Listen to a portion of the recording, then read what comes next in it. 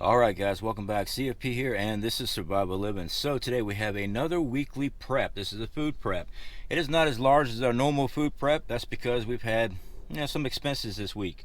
Well, we had our vacation, and we are testing out a brand new microphone that we got for the channel. So hopefully it comes in good. This is the first video we've ever tested it on, so fingers crossed. All right, so as you see, we got some food here. All right, we got some long-term food storage. We also have our basic stuff that we usually go and pick up. And this is what we got for this week. Although it doesn't look like much, this is still food that we're putting back for our family when shit hits the fan. Let's face it, most Americans do not have a lot of food stored in their home. We do a little bit of it at a time when we can afford it, and then when we can afford a little bit more, we go and buy into a very large amount. Well, this week here, some of the items were a little bit more pricier, like our long-term food storage, our canned meats. Those cost a lot more than, like a can of corn, which is 50 cents. Green beans, 50 cents. All right, we paid right at $3 for the canned ham. $2 and change. Actually, I think these things are almost $3 now for the Spam. Spaghetti was probably the cheapest. We got 4 pounds for under $3. So that's probably the cheapest item we even have here. Even got vegetable oil, because I use vegetable oil when I cook. You can get canola oil, olive oil, whatever it is that you want. Get what you want. The fact is, it does not take much to disrupt our food chain. Whether it be natural disaster or a man-made event, food will stop coming to your area in many of these scenarios. One, we can take a look at hurricanes. We live through a lot of hurricanes down here in Florida. And what is the first thing that happens? There's a run on water, there's a run on food. And when the hurricane hits, it's a while before food and stuff is available again. The stores are not open when the power is out. Here in Panama City, when Hurricane Michael came through, it took a very long time to get these stores back up and running, and food down here. All that refrigerated food that was in those stores, that was gone. I recently saw a comment someone was asking about, well, I don't understand how government interference is going to be anything with our food, because I had put that on one of our titles for one of our other weekly preps. Let me explain. The government wants to control what you eat. They're pushing this fake meat crap. That's why I get as much meat as I can. Is it the best quality meat? No, but it's canned goods. They're pushing those textured vegetable protein, TVP. They're pushing the lab-grown cultured meat that's grown in a petri dish. And they're going to try to control what you eat. No, I'm not going to be controlled. I'm storing as much food as I possibly can. I'm storing as much seeds as I can possibly can. I'm storing as much fertilizer material that I could use in case I need to grow a garden as much as I can. Now, be careful storing up fertilizer, because you don't want a Timothy McVeigh incident on your hands. You don't want a lot of people banging on your door. If you do not have food put back and a shit hits the fan event, SHTF event happens, whether it be natural or man-made, this could happen. And now that food is gone. There it is. The big problem is that most Americans do not even have a week's supply of food in their home. Now, it just depends on what statistic you read, anywhere from 3 to 5 days to a week.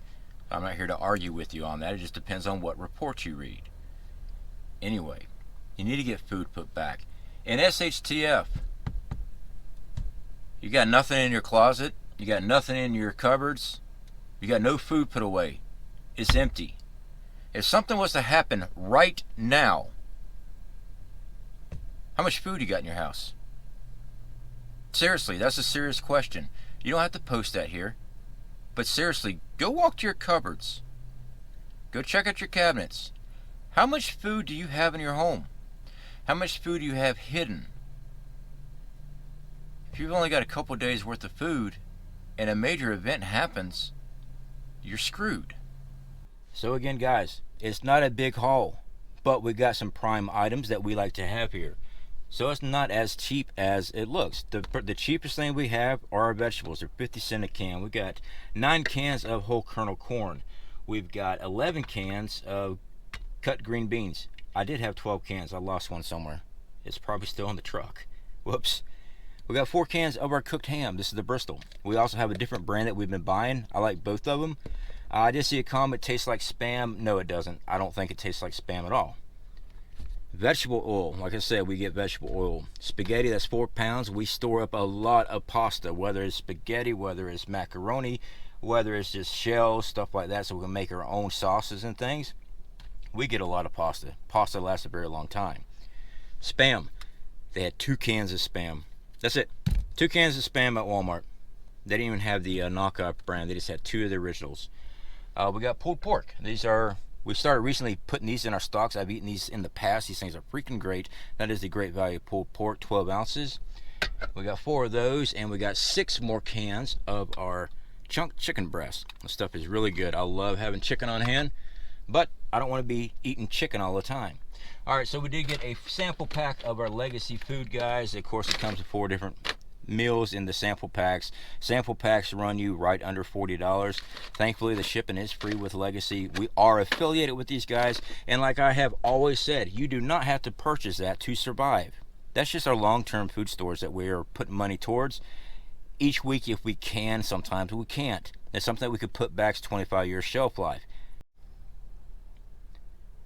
So again, we are affiliated with that. If you're interested in long-term food storage, check out our links below or check out our website, cfpguide.com. We got a storefront there. You can definitely go check it out, guys. But again, we're affiliated with them, so we make a small commission off of everything on our storefront. You don't have to have that to survive. Sure, canned goods is not always good for you, but you're going to live a lot longer with canned goods than nothing in your closet. Nothing in your pantry. Get food put back now. It's not going to take much. Look at what's going on around the world right now. We are seeing the theater for global conflict. They're pushing certain countries over there in the sandbox.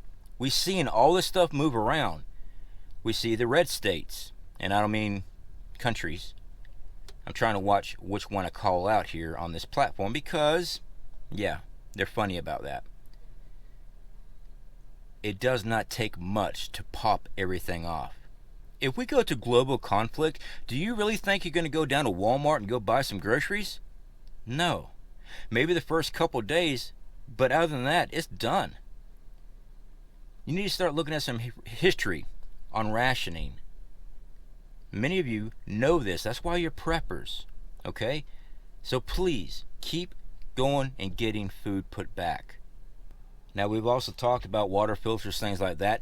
I've got so many water filters, it's not even funny. That's why we didn't go buy another one. But it's always good to have extra water filters on. The Big Berkey is a great system. We are not affiliated with them. They are very nice to have. I would fully recommend someone having a Big Berkey. We don't have one because we don't have the space for it. I will also tell you this much. You can modify your own Big Berkey system using 2 5-gallon buckets and attaching the filter to them. There's plenty of do-it-yourself videos here on YouTube showing that. Definitely check them out. But I will tell you this much. The plastic that the 5-gallon buckets are made out of will not even last even a fraction of the time original Big Berkey system will. That's stainless steel versus plastic. Down here in Florida, we use a lot of plastic 5-gallon jugs to help with water storage, things like that. We put our food and stuff like that in it. And if you leave these things out for a couple months in the sun, they become so brittle you can actually take your hand and bust them. So, something to think about. Alright guys, y'all take care. Speak to y'all later.